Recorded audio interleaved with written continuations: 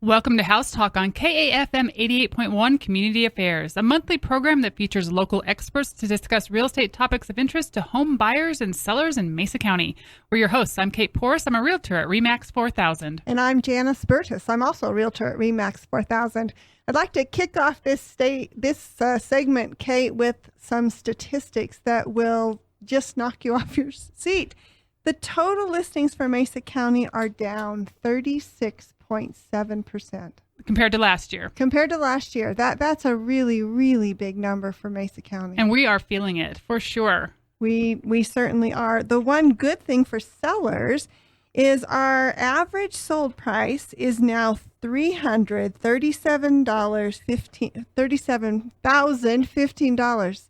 That's a total of 18% up from last year. I remember when we were talking about, we increased 7% over last year, and that was a big number. And then it was 9% over last year. That was a big number. And now we're talking 18% year over year increase in prices. That's correct. And let me give you just two more stats. We are a seller's market up to $1 million. That means we have less than 6 months of inventory, and we don't even have 6 months of inventory in the 700 to $1 million. We're at 5 months of inventory. But that's a huge fact. That's moving. So you're seeing everything up to $1 million be a seller's market. Yeah, I was having a discussion with some clients, and they're like, those $800,000 houses, are they just sitting? And actually, no. We're getting activity on those higher priced homes. Of course, if you've got anything, if you can even find something under $200,000, you're lucky. Well, I'd like to give you a real-time example. I put a house on the market on Wednesday for $200,000. In 4 days through Sunday, we had 29 showings, and we had 14 offers. Oh, my goodness. The 3 top offers were over $20,000. It went under contract for $22,000 over list price. And I'm seeing that in other price points, correct, too. The $300,000, even the $400,000 range. You're still seeing those multiple offer situations. You're still seeing homes coming in over asking price.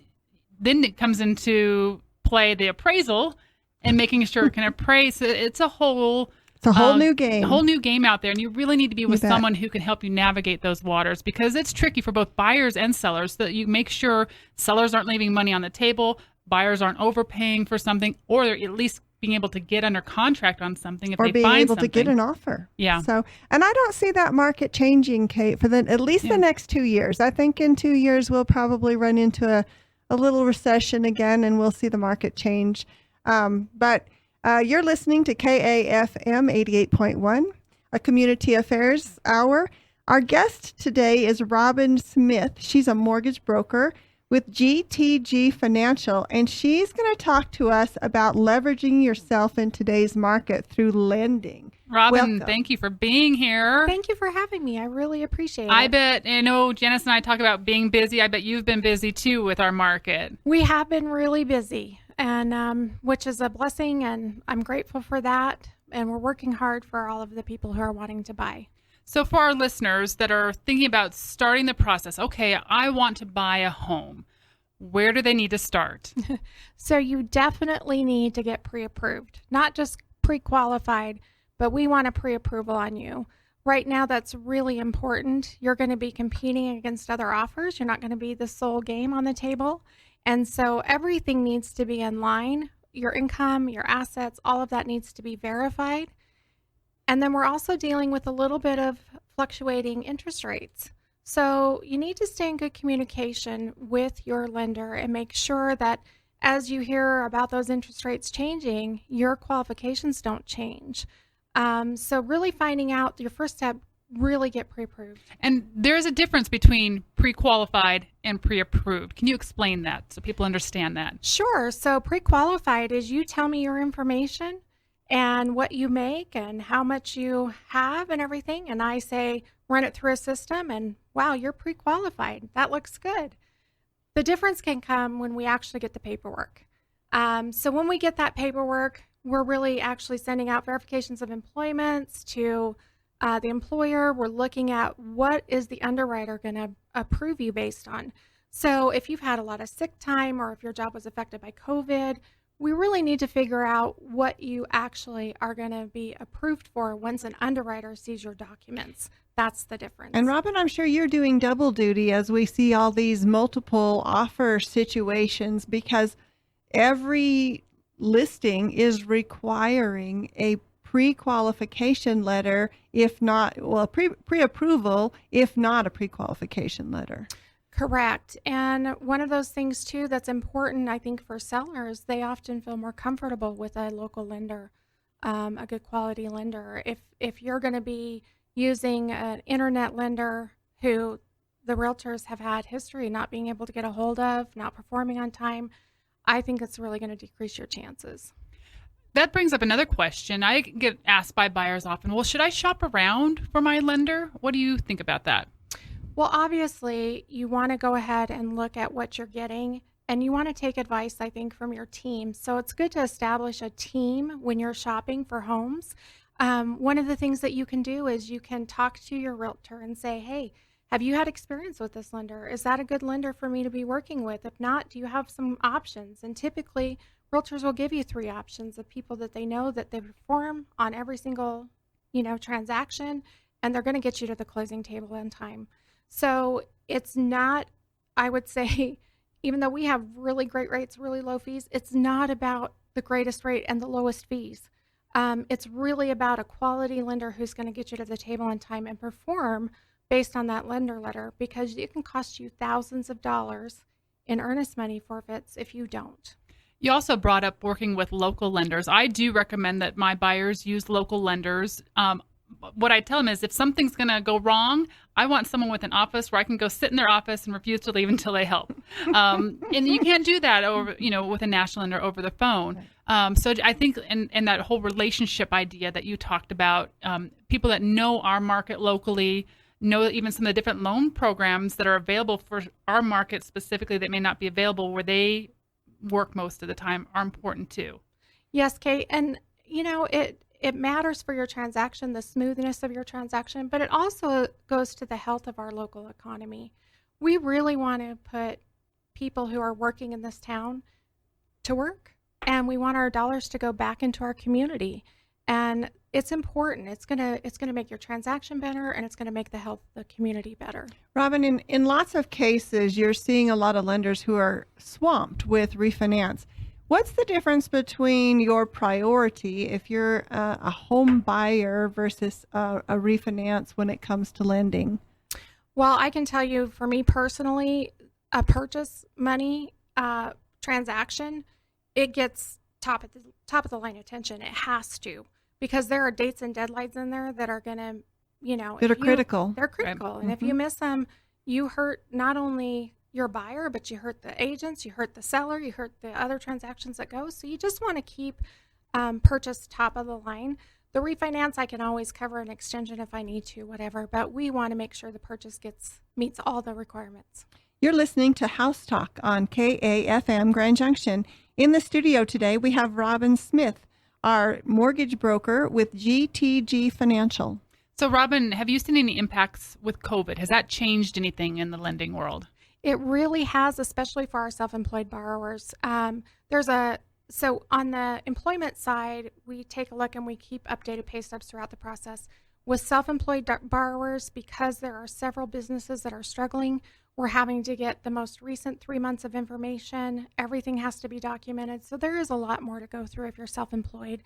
So just work with somebody who really understands your tax returns, your financial situations, and keep in contact with them.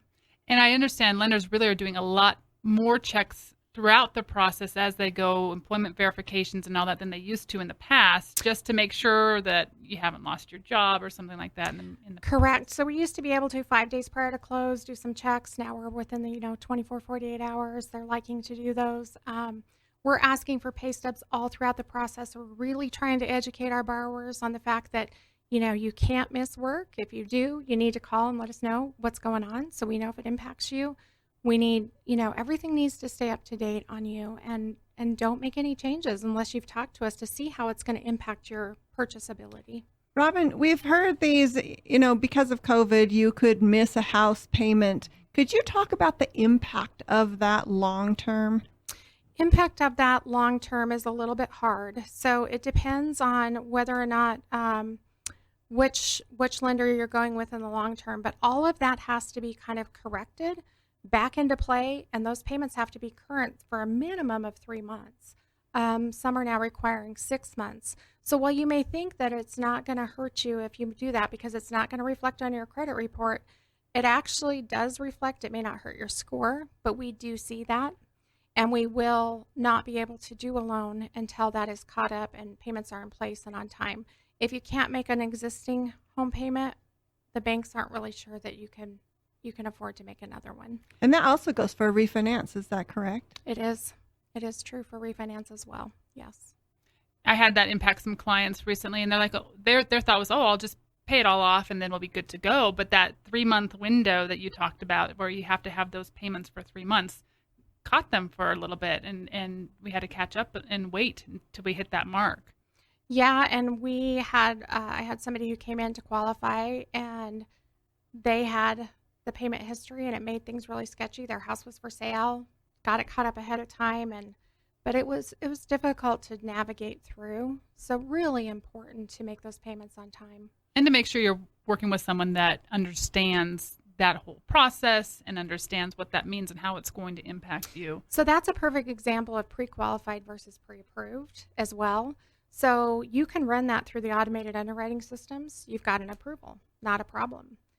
Unless that person's really looking at your credit and really looks to make sure that that's been functioning and talks to you, gets that credit report, make sure those payments are made, you could have a problem on down the road. Yeah, it's one of in my little intake list that I have for new clients. That's one of the questions I have on there now.